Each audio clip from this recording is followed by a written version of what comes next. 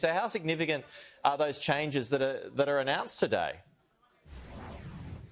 Yes, well, good morning, Peter. They are certainly significant changes. So significant, in fact, I took the opportunity whilst I was talking to you to come here and get my first dose of the Pfizer vaccine myself, because as of the beginning of this month, the vaccine has become open to anyone over the age of 16. Now, this vaccine rollout in Israel has been going on since December, but now it has only just become open to anyone in the public over the age of 16. So the news that has happened today has come out a little bit earlier than we had expected, because what we had expected is that after 5 million people in the country had received their second dose, that life would be returning back to normal.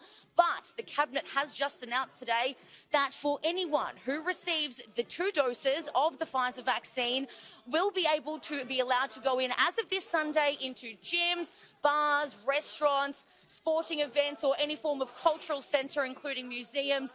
They will now be open to anyone who has got 2 doses of the vaccine. This allows them to have what is being called a green passport, which also means that they are able to go overseas and come back and not have to go into that mandatory quarantine as well. So this is certainly extremely exciting news for the people here in Israel, and is certainly a big incentive to get people down and get people coming here and getting their vaccines now that they are available to everyone in the country, Peter. And why are the vaccination numbers so high in Israel, Sarah?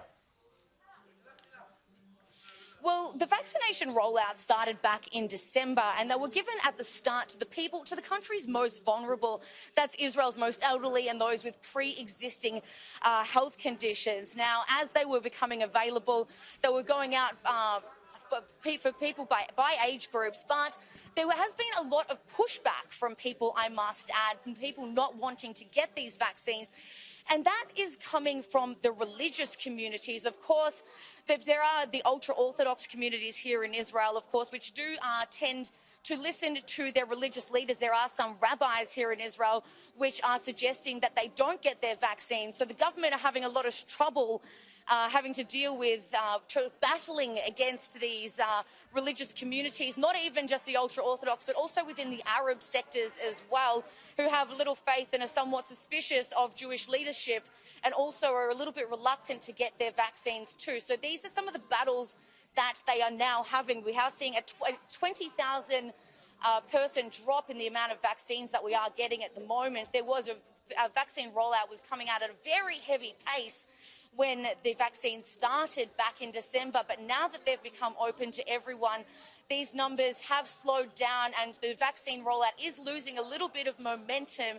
So the government is having to do things to sort of incentivize people and make them sort of come here, because there is a lot of misinformation that is going around within these religious communities, online, a lot of fake news groups, and within the Arab sectors as well, Peter. Yeah. Okay, Sarah Williams, appreciate your time this morning. Thanks so much for joining us live in Tel Aviv there.